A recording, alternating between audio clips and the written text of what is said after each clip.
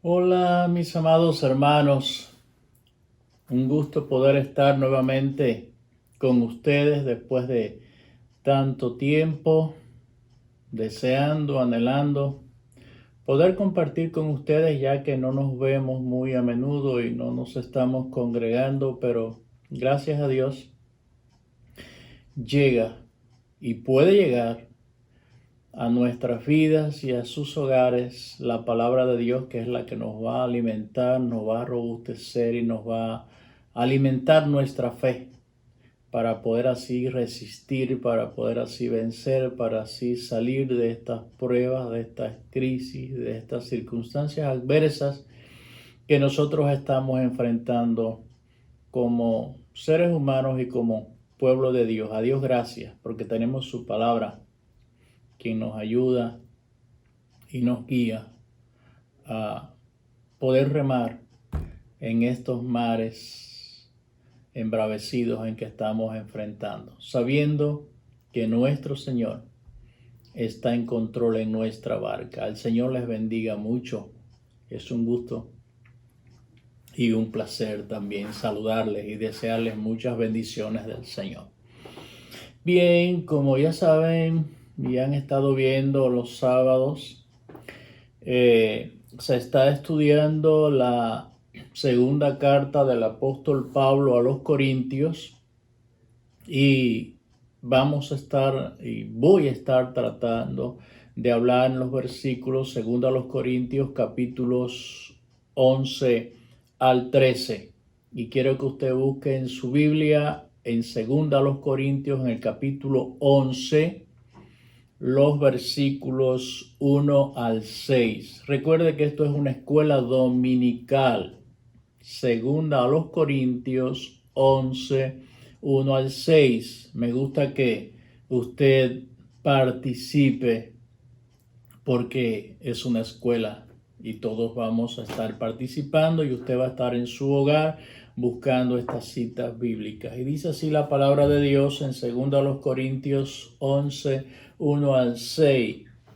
Ojalá me toleraseis un poco de locura.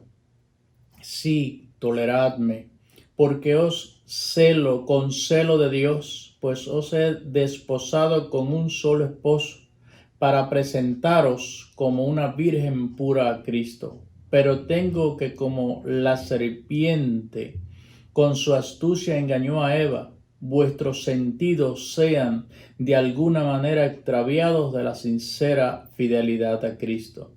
Porque si viene alguno predicando a otro Jesús que el que os hemos predicado, o si recibís otro espíritu que el que habéis recibido, u otro evangelio que el que habéis aceptado, bien lo toleráis. Y pienso que en nada he sido inferior a aquellos grandes apóstoles, porque aunque sea tosco en la palabra, no lo soy en el conocimiento.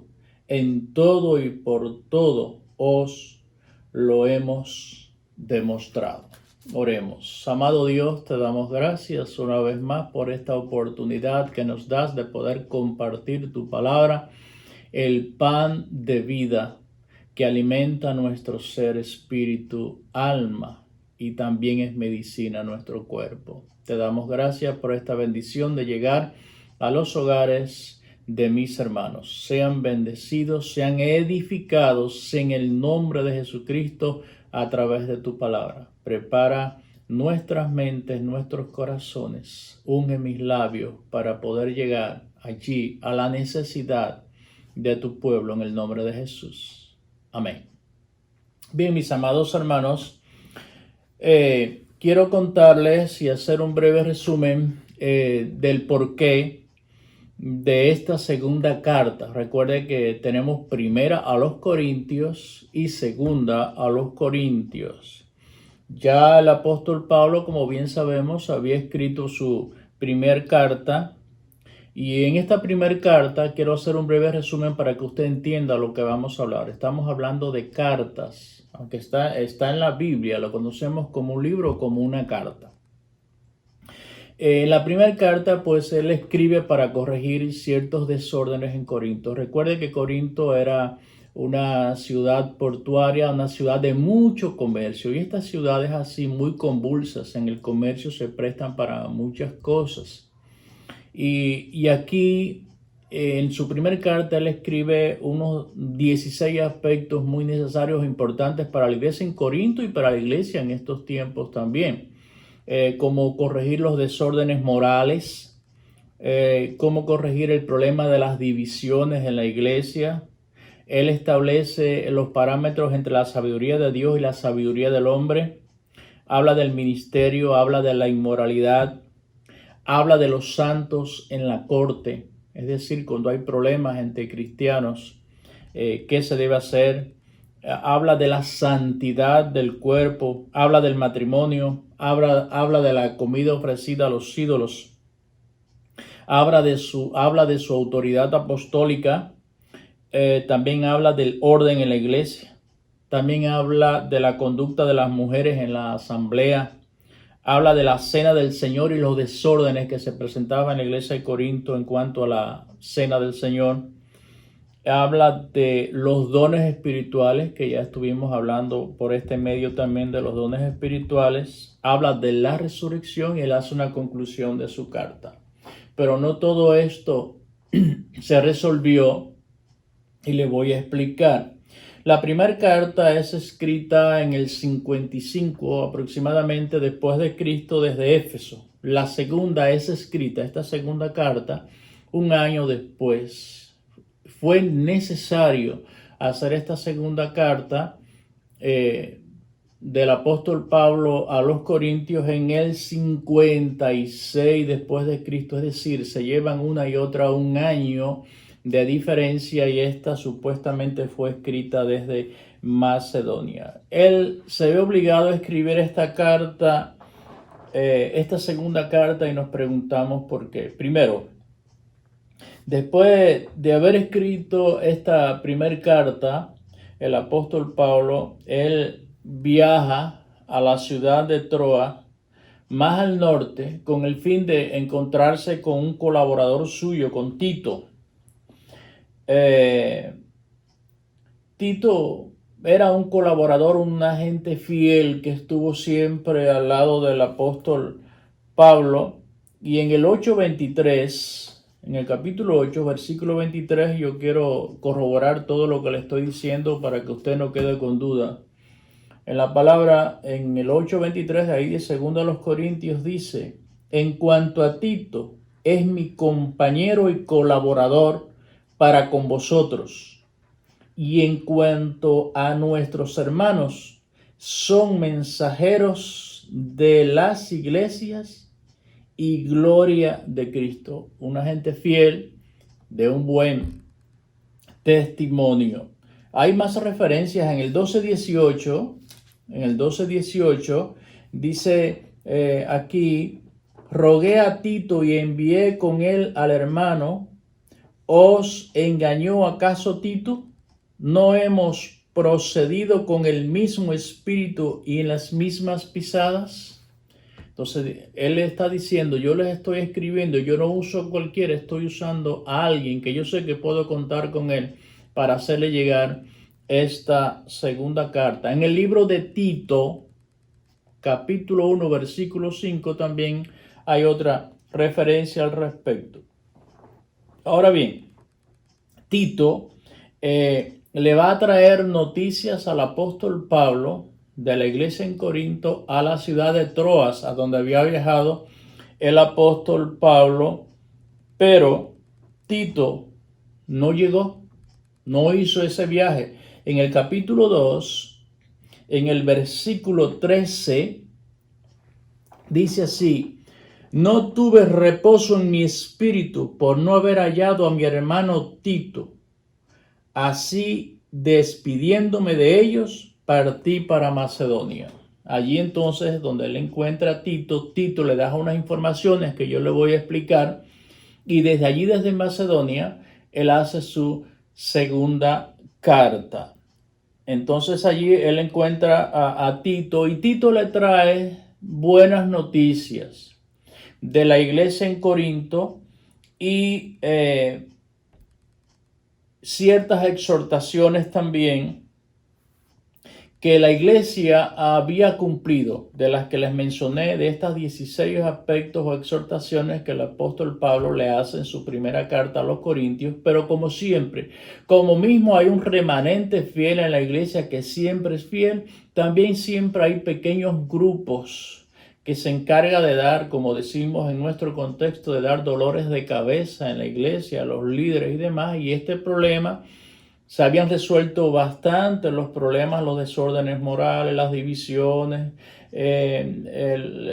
había la cuestión de inmoralidad, se había resuelto, la santidad del cuerpo, el matrimonio, todas estas cosas de orden de la iglesia, las mujeres en las asambleas, se habían resuelto, pero ahora se levanta un pequeño grupo que no reconoce la autoridad apostólica del apóstol Pablo.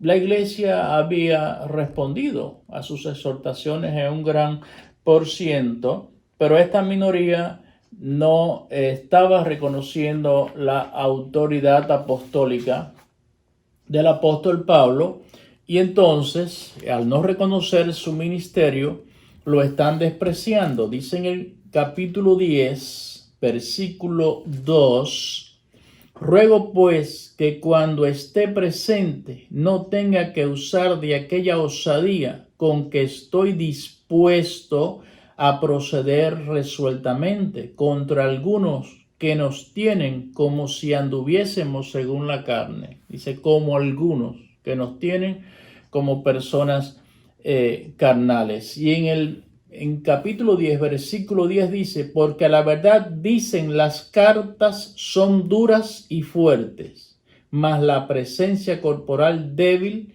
y la palabra menospreciable. Ahí se estaban manejando ciertas cosas con cierto líder que se levantó en la iglesia de Corinto y estaban menoscabando y teniendo en poco el ministerio del apóstol. Y entonces estas cartas, está diciendo aquí mismo el versículo 10, sus cartas son fuertes, decía estas personas, pero cuando está presente es otra cosa, es débil, es incompetente. Esto es lo que el apóstol Pablo está diciendo aquí en el versículo 10, porque él supo de estas cosas. Entonces, por eso Pablo en su segunda carta revela esos sentimientos más profundos, y esto no era nada agradable para él porque él cuidó mucho esto de vanagloriarse, de decir, de exponer. Pero él en esta segunda carta vemos que expone muchas cosas que están allí, que la vamos a ver más adelante, que él no había nunca testificado ni hablado de ellas en ninguna parte, pero lo tuvo que hacer en esta segunda carta a los Corintios. Muchos dicen que esta carta es como un río en el África, que hay aguas mansas, aguas que se puede navegar por ellas, pero de momento aparece una catarata y acaba con aquella quietud por donde estás viajando en la corriente de un río, que puede acabar. Es decir, que él escribe, él expresa lo más profundo de su corazón, el amor que siente, la pasión por la iglesia en Corinto, por todas las iglesias que él abría, pero a la vez aparecen determinaciones, asuntos fuertes que él trata en esta segunda carta. Y entonces a estos sentimientos más profundos hay cosas que él no quería expresarla y tuvo que hacerlo, y él no quería hablar de estas cosas, pero la presencia de falsos maestros allá en Corinto que dudaban de su autoridad le hicieron expresar estas cosas para defender su ministerio. Y él tiene que relatar ciertas experiencias que ellos aún en Corinto desconocían, de las cuales él nunca hubiese querido. Y aquí en el capítulo 11, del cual estamos tratando, los versículos 21 al 33, les voy a leer todo lo que él expresa aquí. De ahí le voy a explicar algunas cosas que a veces desconocemos nosotros. Dice, para vergüenza mía lo digo, Es decir, no quisiera hablar de esto, pero lo voy a decir para que ustedes comparen dónde está el verdadero apóstol. Si en esas personas que están causando divisiones y teniendo un poco mi ministerio o en alguien que ha pasado por estas cosas. Dice, para vergüenza mía lo digo, para eso fuimos demasiado débiles, pero en lo que otro tenga osadía, hablo con locura, también yo tengo osadía. Si vamos a hablar de la verdad, yo me voy a encargar de esto. Y dice el versículo 22, ¿son hebreos? Yo también soy israelita. Yo también. ¿Son descendientes de Abraham? También yo. ¿Son ministros de Cristo? Como si estuviera loco hablo. Yo más. En trabajos más abundantes, en azotes sin número, en cárceles más, en peligros de muerte muchas veces. De los judíos 5 veces he recibido 40 azotes menos uno. 3 veces he sido azotado con varas, 1 vez apedreado, 3 veces he padecido naufragio. 1 noche y 1 día he estado como náufrago en alta mar. En camino muchas veces, en peligros de ríos, peligros de ladrones, peligros de mi nación, peligros de los gentiles, peligros en la ciudad, peligros en el desierto, peligros en el mar, peligros entre falsos hermanos, en trabajo y fatiga, en muchos desvelos, en hambre y sed, en muchos ayunos, en frío y en desnudez, y además de otras cosas, lo que sobre mí se agolpa cada día, la preocupación por todas las iglesias. Él estaba preocupado por la iglesia de Corinto, un problema más sobre este costal. ¿Quién enferma? ¿Quién enferma y yo no enfermo? ¿A quién se le hace tropezar y yo no me indigno? Si es necesario gloriarse, me gloriaré en lo que es de mi debilidad. El Dios y Padre de nuestro Señor Jesucristo, quien es bendito por los siglos, sabe que no miento. En Damasco, el gobernador de la provincia del rey Aretas guardaba la ciudad de los damasenos para prenderme, y fui descolgado del muro en un canasto por una ventana y escapé de sus manos. Él cuenta algunas de estas experiencias. Más adelante hay más experiencias. Dice, bueno, si vamos a hablar, ahora comparen ustedes. ¿Quién ha sufrido más por la causa de Cristo? Y aquí en esta segunda carta él trata cómo consolar primeramente a los fieles de la iglesia de Corinto. También escribe para amonestar a los rebeldes, para amonestar a los falsos maestros, para rechazar los ataques de los falsos maestros que estaban haciendo sobre su ministerio. Y a él lo acusan de 3 cosas. Y vamos a ver aquí, en estos 3 capítulos, él lo acusan de 3 cosas. Decían que escribiendo cartas es un valiente, pero cara a cara es un cobarde. Dice allí en el 10.1, dice el 10.1, yo Pablo ruego por la mansedumbre y ternura de Cristo, yo que estando presente ciertamente soy humilde entre vosotros, mas ausente soy osado para con vosotros. Le estaban diciendo, él en carta ofende si tiene que ofender, pero cuando viene es un débil, es un blandito. Dice los versículos 9 al 11 del mismo capítulo 10, dicen los 9 al 11, para que no parezca como que os quiero amedrentar por cartas, porque a la verdad dicen las cartas son duras y fuertes, mas la presencia corporal débil y la palabra menospreciable. Esto tenga en cuenta tal persona, que así como somos en la palabra por carta, estando ausentes, lo seremos también en hechos, estando presentes. No piensen que es cualquier cosa fácil, y como mismo soy rígido, duro, tajante, con las cartas lo voy a hacer presente. Y esto él sigue diciendo, yo se lo he demostrado. Y entonces lo acusan de estas tres cosas. Primero, que sus cartas son valientes, pero si está presente cara a cara es cobarde, es débil. También lo acusan de que él no es un buen predicador. Oiga esto, en el capítulo 11, versículo 6, le estoy corroborando esto que le estoy diciendo por la Biblia. En el 11:6 dice, pues aunque sea tosco en la palabra, no lo soy en el conocimiento. En todo y por todo os lo hemos demostrado.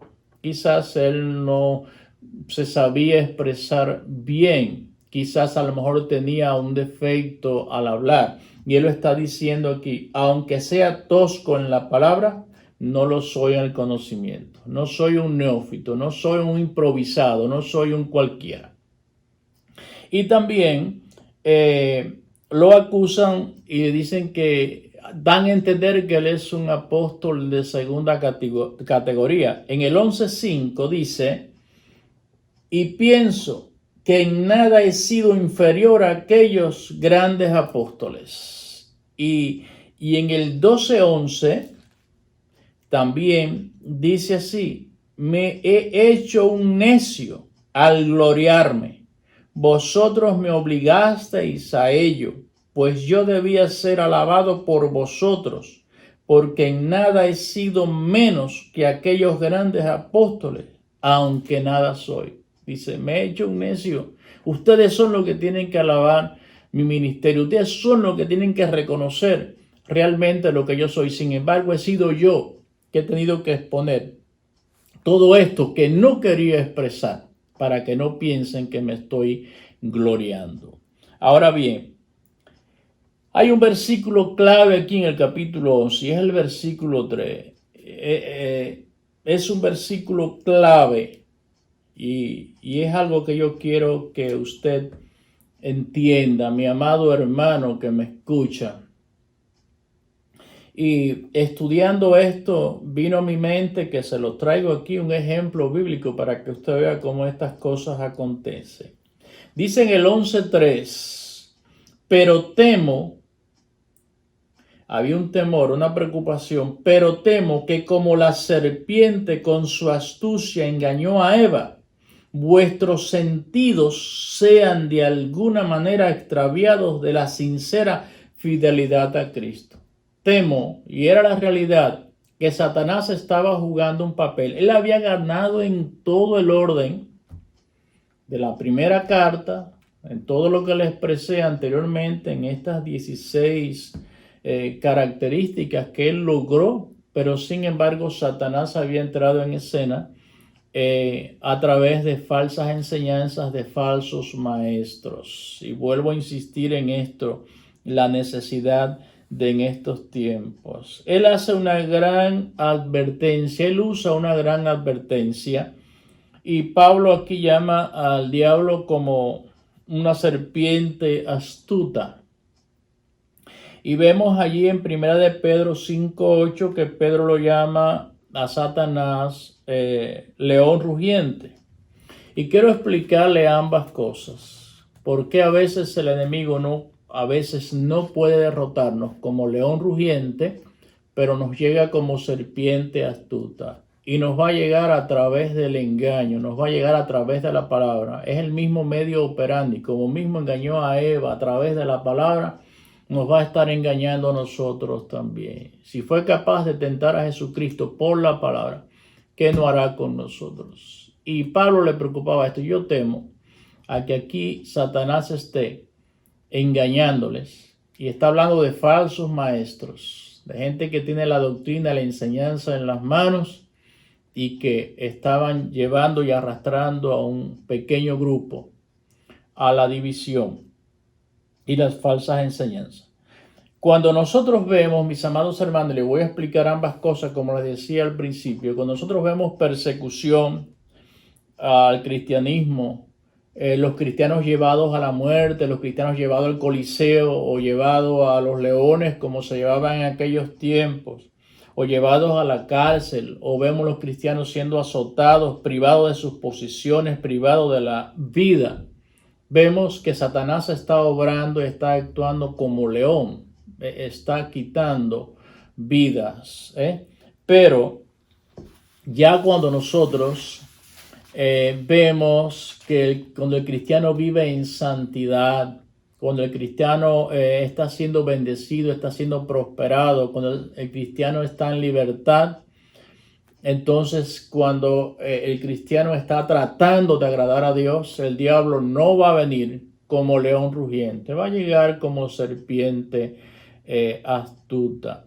Y a veces nosotros, como les decía, le esperamos como león y nos llega como serpiente. A veces nos fortalecemos en un área, pero nos podemos debilitar en otras. Y le pongo ejemplo esto, un ejemplo de una persona que era un alcohólico. Ya ha dicho, bueno, no voy a beber más alcohol, yo quiero agradar a Dios, yo acepté al Señor, y empieza a caminar y fortalece ese área y se aleja del alcohol.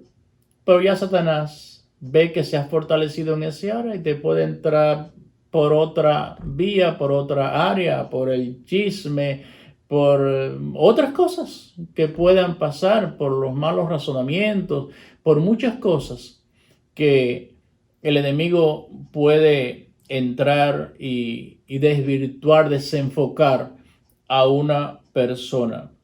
Ahora bien, cuando él no nos puede derrotar como león rugiente, pues va a llegar como serpiente astuta. Y yo, como les decía anteriormente, recordé, gracias a Dios, gracias al Espíritu Santo, y esto me motivó y no me voy a salir del estudio, pero sí les voy a llevar un ejemplo para que usted vea. ¿Qué le pasó a un rey del Antiguo Testamento, a una persona que fue íntegra delante de Dios, que se atrevió a decírselo a Dios en su propia presencia, y es el rey Ezequías?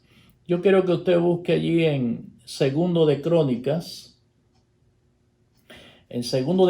capítulo 32, Segundo de Crónicas 32, los versículos 1 al 3.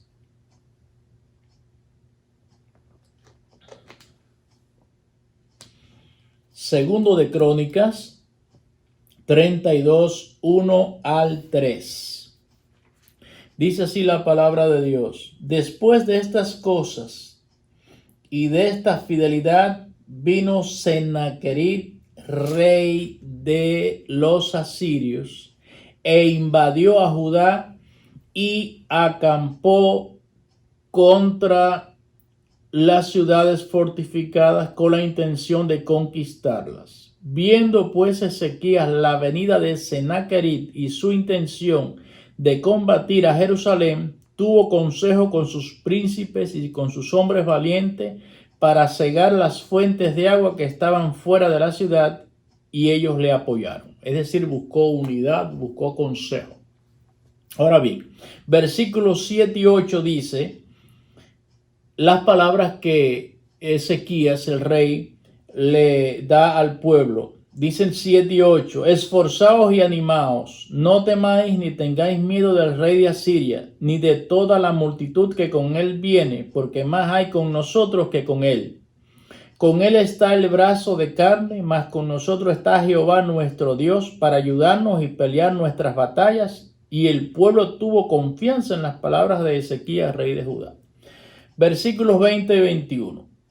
Mas el rey Ezequías y el profeta Isaías, hijo de Amós, oraron. Es decir, Ezequías fue al profeta de Dios, al vidente, al hombre que tenía la revelación y la palabra de Dios a favor de la nación.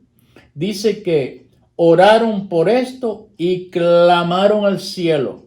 Dice el 21: y Jehová envió un ángel, el cual destruyó a todo valiente y esforzado, y a los jefes y capitanes en el campamento del rey de Asiria. Este se volvió por tanto avergonzado a su tierra, y entrando en el templo de su Dios, allí lo mataron a espada sus propios hijos. Es decir, que los asirios vienen, sitian la ciudad, eran más humanamente, en número les superaban, pero Ezequías buscó la dirección de Dios y ellos vencieron.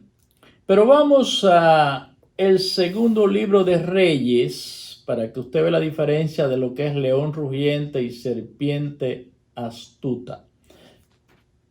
Segundo de Reyes, capítulo 20, los versículos 12 al 18. Dice: en aquel tiempo, Merodach Baladán, hijo de Baladán, rey de Babilonia, recuerden que aquellos fueron los asirios, ahora estos son los babilonios, envió mensajeros con cartas y presentes a Ezequías porque había oído que Ezequías había caído enfermo. Y Ezequías los oyó y le mostró toda la casa de sus tesoros, plata, oro y especias y ungüentos preciosos, y la casa de sus armas y todo lo que había en sus tesoros. Ninguna cosa quedó que Ezequías no le mostrase, así en su casa como en todos sus dominios. Entonces el profeta Isaías vino al rey Ezequiel y le dijo: ¿qué dijeron aquellos varones y de dónde vinieron a ti? Y Ezequiel les respondió: de lejanas tierras han venido, de Babilonia.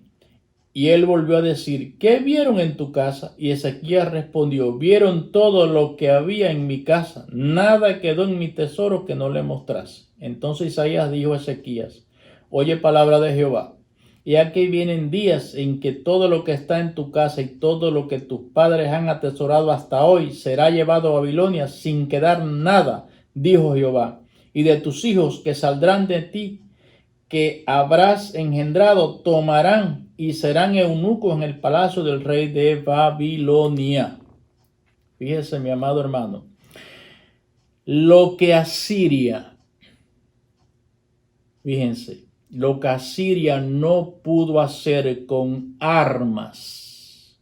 Fíjense, lo que Asiria no pudo hacer con armas, lo logró Babilonia con regalos. Fíjense dónde está la diferencia. A veces estamos atrincherados esperando a Satanás, armados con todo, y nos llega cosquillándonos por atrás con presentes, con regalos, con lisonjas, con adulaciones, con palabras, trayéndonos a veces malas intenciones, o hablando de más, o hablando de aquel o del otro, el desacuerdo. Hay ciertas cuestiones aún en la propia iglesia. Y por esto vemos, mis amados hermanos, lo que Asiria no pudo conseguir con armas, lo consiguió Babilonia con regalos. Y aquí Ezequías, aquí nos muestra algo. Ezequías fue probado para ver la vanidad que había en su corazón. Ahí lo dice en Segundo de Crónicas, en el capítulo 32, en Segundo de Crónicas 32, versículo 31, dice la palabra: mas en los referentes a los mensajeros de los príncipes de Babilonia, que enviaron a él para saber del prodigio que había acontecido en el país, Dios lo dejó para probarle, para hacer conocer todo lo que estaba en su corazón.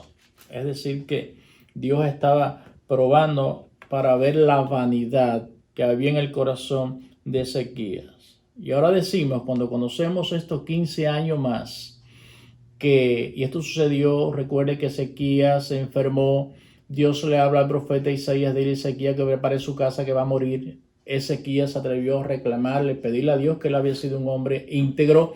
Dios le concede 15 años más de vida, y en estos 15 años más comete este gran pecado. Ya vimos y leímos las consecuencias, y nosotros ahora podemos decir que mejor le hubiese sido a Ezequías estar enfermo en su cama que con salud en el trono, porque esos 15 años no le fueron muy bien a causa de este pecado. Pero la enseñanza que quiero dejarle es que a veces nosotros nos fortalecemos en un área, nos preparamos porque quizás un área que nos haya dañado en la vida, pero Satanás va a buscar la brecha y la manera de poder entrar de otra manera.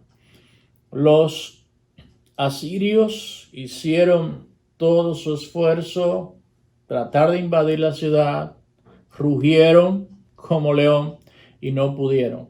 Sin embargo, los babilonios llegaron con regalos. Y esta fue la causa de la caída de este gran rey.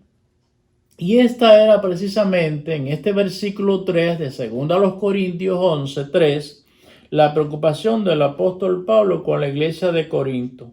Y fue la preocupación de Pedro en su segunda carta. Y fue la preocupación también de Judas en su carta. Porque estoy hablando de los falsos maestros. El apóstol, el profeta, es juzgado por la palabra. Aquí lo dice la palabra, es juzgado por la palabra y si se cumple, ok, es de Dios. Si no se cumple, no es de Dios. Pero el maestro tiene en sus manos la enseñanza, tiene la doctrina. Si enseña mal, los resultados van a ser malos. Va a entrar el veneno en nuestro interior y después sacar eso es muy difícil. Y esta fue la preocupación de Pablo en esta segunda carta, fue la preocupación del apóstol Pedro en su segunda carta y fue la preocupación de Judas en su carta. Los falsos maestros. ¿Por qué, mis amados hermanos? Y aquí Pablo, cuando defiende todo esto y habla en estos últimos versículos y en toda la carta, está diciendo, ellos van a hablar bien, pero no van a decir la verdad. Y la palabra lo dice, incluso ahí en las cartas de que le hace a Timoteo, muchos van a estar hablando con apariencia de piedad, cargados de sus propias concupiscencias, van a hablar cosas, van a hablar lisonjas, van a engañar a muchos, van a hablar bien, pero van a enseñar mal. No van a hablar la verdad y van a hablar la verdad ligada con mentira que van a parecer verdades. Esto se llama sincretismo en la Biblia, esa liga de verdad con mentira. Por eso debemos estar apercibidos que nuestros sentidos no sean engañados, mis amados hermanos. Por eso debemos de conocer, estudiar, escudriñar la palabra de Dios para que nadie nos venga con cuentos. Cuando analizamos en Efesios 6:12, cuando dice que nuestra lucha no es contra sangre y carne, sino contra principados, potestades, gobernadores de las tinieblas y huestes espirituales de maldad, Satanás tiene en este abolengo, en este rango, los gobernadores de las tinieblas que dice ahí, son maestrías en el mundo espiritual. Satanás tiene demonios preparados en el mundo espiritual por la palabra, para engañar al creyente con la palabra, no con ninguna otra cosa, con la palabra. Si se atrevió a tentar a Jesucristo, ¿qué no va a hacer con nosotros, mis amados hermanos? Por eso debemos de vivir en la palabra, que ella esté en nosotros. Entonces, ¿qué hacían los falsos maestros en Corinto? Trataban de esclavizar, llevaban a judaizar, a que cumplieran la ley mosaica en aquellos tiempos, que cumplieran aquellas leyes ceremoniales de aquellos tiempos. Entonces, ellos los hacían sentirse culpables. En Romanos 16, ya estoy culminando, los versículos 17 y 18 dice, Romanos 16, 17 y 18, más os ruego, hermanos, que os fijéis en los que causan divisiones y tropiezos en contra de la doctrina que vosotros habéis aprendido y que os apartéis de ellos, porque tales personas no sirven a nuestro Señor Jesucristo, sino a sus propios vientres, y con suaves palabras y lisonjas engañan los corazones de los ingenuos. No es tiempo de ingenuidades, no es tiempo de caer como ingenuos. Y le voy a explicar esto. En aquel tiempo, pues miraban a aquellos falsos maestros y demás, lo valoraban por su nivel económico, por sus reconocimientos. Entonces, viene a mi mente ahora cuando el apóstol Pablo visita en uno de sus viajes a Grecia y está allí en la capital, en Atenas. Él visita a la capital allí habían dos corrientes filosóficas, los epicúreos y los estoicos. Eran personas que estaban detrás de las últimas para filosofiar y demás. Y Pablo ve qué está pasando y se pone a hablar en una plaza allí en Atenas, y las personas le llamó la atención lo que Pablo estaba hablando y lo llevan al Areópago, donde se reunían estas corrientes filosóficas, estoicos y epicúreos. Y Pablo ve varios santuarios, pero ve un santuario, estoy hablando de Hechos 17, que decía al Dios no conocido. Y de ese Dios que ellos no conocían, tenían muchas deidades, pero no conocían al verdadero Dios, Pablo se pone a hablarle de ese Dios que ellos no conocían. Ellos se interesaron, pero me llama la atención en el versículo 30 del capítulo 17 de Hechos, que dice el apóstol Pablo: y habiendo pasado Dios el tiempo de vuestra ignorancia, ahora manda a todos los hombres en todo lugar que se arrepientan. Le está diciendo, ya yo le he presentado, porque él discute su tesis allí del verdadero Dios, y ahora dice, ya ustedes conocen a Dios, ya yo les he expuesto, les he hablado de ese Dios que ustedes no conocían, ahora ustedes lo conocen, ahora Dios no lo va a tener ustedes por inocentes. Dice, habiendo pasado Dios el tiempo de vuestra ignorancia, ahora manda a todos los hombres que se arrepientan. No es tiempo de ser ignorantes en la palabra, porque la palabra la recibimos por este mismo medio que yo les estoy hablando. La recibimos en el templo, la recibimos por un tratado, la recibimos por radio, la recibimos por televisión, la tenemos en casa, la tenemos en los teléfonos, la tenemos en toda parte. No es tiempo de ser ignorantes de la palabra, porque ya Dios no va a pasar por alto este tiempo. Así que, mis amados hermanos, mi recomendación, mi deseo es que siempre estemos al tanto de lo que la palabra de Dios nos dice. Cualquiera en este tiempo predica, cualquiera habla bien, pero escudriñemos. Recuerden los dones espirituales. Les hablaba que había un detective en la iglesia y es el discernimiento espiritual. Valore bien de dónde viene la palabra y cómo viene la palabra. Y esto lo podemos saber a través de la revelación del Espíritu de Dios a través de la palabra de Dios. Esta era la preocupación del apóstol Pablo para la iglesia de Corinto y para muchas de las iglesias. Fue la preocupación de Pedro, fue la preocupación de Judas y es la preocupación de nuestro Señor para estos tiempos también difíciles. Recuerde que les hablaba, se han levantado muchos profetas, y cuántos al inicio de este coronavirus agarraron el coronavirus y lo desmenuzaron y lo tiraron por aquí, le dieron patadas, lo mandaron para allá, que se iba a acabar en tal o más cual tiempo, y muchos esperanzados en esas profecías. ¿Qué ha pasado con el coronavirus? Todavía muchos nos estamos escondiendo y cuidando de él. Así que, mis amados hermanos, la palabra, regla infalible de fe y conducta. El Señor nos bendiga una vez más, que nosotros podamos cada día interiorizarnos, escudriñar la palabra de Dios y que podamos ser entendidos en ella, y que la astucia de Satanás no nos lleve a extraviarnos de la verdad. Recuerde, el Señor vino a buscar una iglesia preparada, no una iglesia convencida. Hay muchos que están convencidos, pero no están preparados. Quien nos prepara es la palabra de Dios. El Señor nos bendiga una vez más. Bendiciones.